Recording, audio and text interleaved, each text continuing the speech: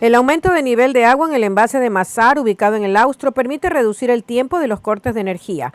Así lo informó el Ministerio de Energía y Minas.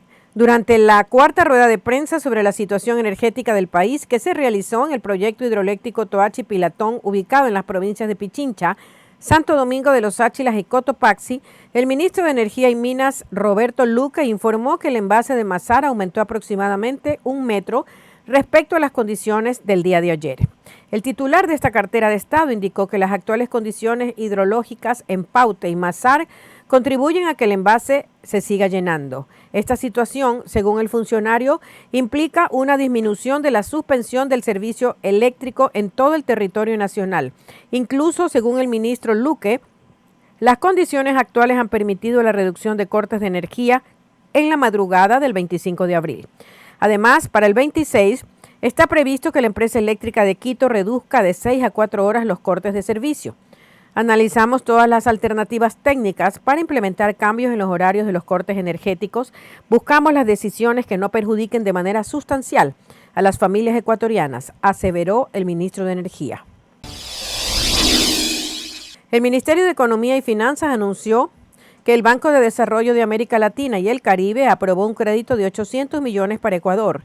Adicional, mencionó que el respaldo financiero de CAF responde a que el Plan Económico de Ecuador y las políticas públicas que implementa el gobierno del presidente Daniel Noboa siguen recibiendo el respaldo de organismos multilaterales.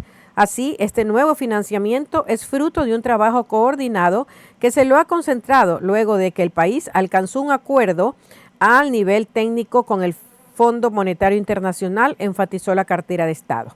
El Ministerio de Economía y Finanzas precisó que Ecuador recibirá sus recursos en los próximos días. Además, indicó que esta operación crediticia constituye una solución financiera dinámica para enfrentar situaciones de liquidez y consolidar así una gestión estratégica en el manejo de las finanzas públicas. Roberto Izurieta presentó su renuncia como secretario de Comunicación de la Presidencia.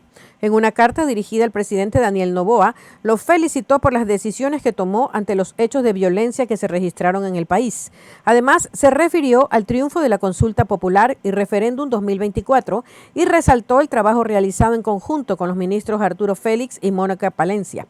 El pueblo ecuatoriano, que ratificó con una abrumadora mayoría el rumbo de cómo llevar esta lucha con principios y valores democráticos, enfatiza en el escrito. Finalmente, Izurieta dejó un mensaje al primer mandatario. Mi compromiso con usted, señor presidente, es de largo plazo. Estoy seguro que mi aporte a partir del 1 de mayo será distinto y me permitirá concentrarme en nuevos objetivos con el nuevo Ecuador.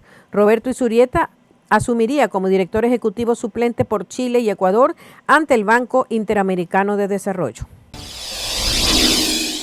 El presidente Daniel Noboa designó a Vicente Antonio Aguad Chevasco como gobernador del Guayas. El anuncio se realizó el jueves 25 de abril a través del decreto ejecutivo 243. En el documento se explica que se dieron terminadas las funciones de Alberto Molina Flores, quien desempeñó el cargo desde noviembre.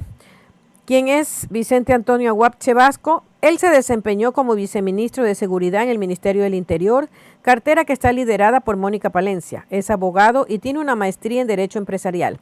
Entre el 2015 y el 2016 se desempeñó como analista jurídico de la Prefectura del Guayas. Las unidades educativas y del régimen Costa Galápagos retornarán a clases el próximo 6 de mayo. El Ministerio de Educación informó que el ingreso se dará de forma escalonada debido a los racionamientos energéticos que enfrenta el país. En un comunicado emitido la noche de ayer, esta cartera de Estado señaló que debido a la emergencia en el sector eléctrico declarada el pasado 16 de abril por el Gobierno Nacional, el Ministerio de Educación comunica que las instituciones educativas del sostenimiento fiscal del régimen Costa Galápagos iniciarán clases el 6 de mayo de manera escalonada. El cronograma se divide en diferentes niveles de educación: bachillerato y educación inicial, educación general básica y preparatoria, y la educación general básica, media y elemental. Ese es el cronograma. Las Fuerzas Armadas presentaron una denuncia en Fiscalía en contra de 2 soldados que intentaron ingresar teléfonos celulares a la cárcel de La Tacunga en Cotopaxi. Los dispositivos les fueron encontrados la noche del domingo 21 de abril durante la revisión del personal en el cambio de guardia. En un comunicado del ejército ecuatoriano se señala, en horas de la noche, durante el cumplimiento de las normas de seguridad, personal militar del control procede a la revisión del personal que ingresa al relevo de guardia, encontrándose en el interior del chaleco del combate de 2 soldados, 3 celulares con sus cables y cargadores. Después de encontrar los dispositivos, ambos soldados fueron relevados de sus operaciones de seguridad en ese centro de rehabilitación social. La denuncia anunciada por el ejército fue puesta en la Fiscalía de Cotopaxi. El objetivo fue iniciar los trámites administrativos y legales. A este proceso se sumará un proceso administrativo disciplinario en las Fuerzas Armadas. Actualmente, las Fuerzas Armadas se mantienen en las cárceles como parte de la medida adoptada por el Gobierno Nacional para enfrentar el crimen organizado. El combate a las bandas criminales no se detiene en Ecuador. En un solo día, las Fuerzas Armadas lograron la captura de alias Masato y alias Cerebro, presuntos cabecillos de los Lobos. En redes sociales, los militares informaron sobre la detención de estos sospechosos ligados a una de las organizaciones que fue declarada como terrorista por el gobierno de Daniel Noboa. En horas de la mañana, el jueves 25 de abril, las Fuerzas Armadas compartieron información de la captura de Juan F., alias Cerebro, presunto integrante de los Lobos. Según el reporte, con la intervención del bloque de seguridad, se detuvo a este sospechoso en la parroquia San Juan, en el norte de Quito, y en poder de este presunto antisocial se encontró un arma de fuego, municiones, 800 gramos de cocaína, $800, una balanza, dispositivos electrónicos. El rastrillo policial, un lugar donde se reciben y entregan armas de fuego a los uniformados, está envuelto nuevamente en actos de corrupción. Esta vez ocurre en Cuenca, donde un sargento de la institución fue procesado por el presunto delito de concusión.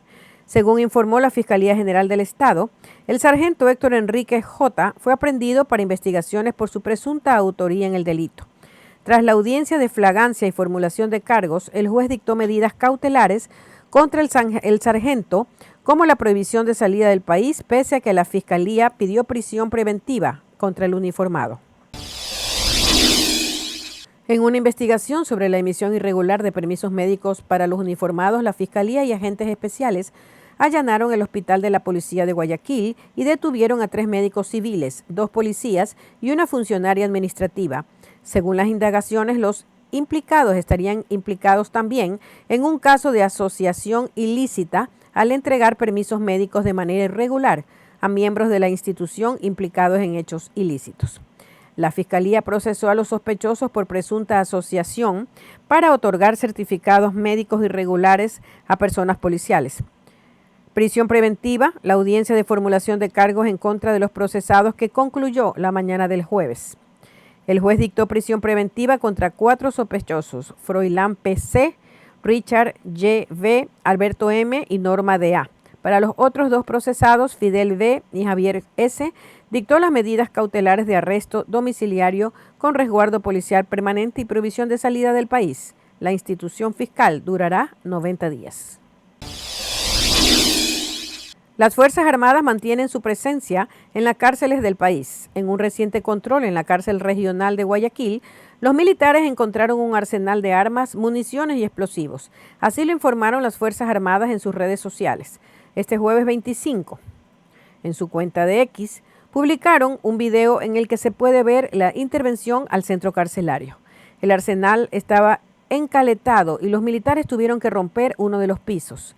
Según el reporte de las Fuerzas Armadas, estos son los resultados del operativo: 3 fusiles, 2 cabinas Mosenberg, 13 pistolas, 6 granadas de uso militar, un binocular, 200 alimentadoras y 38.700 municiones.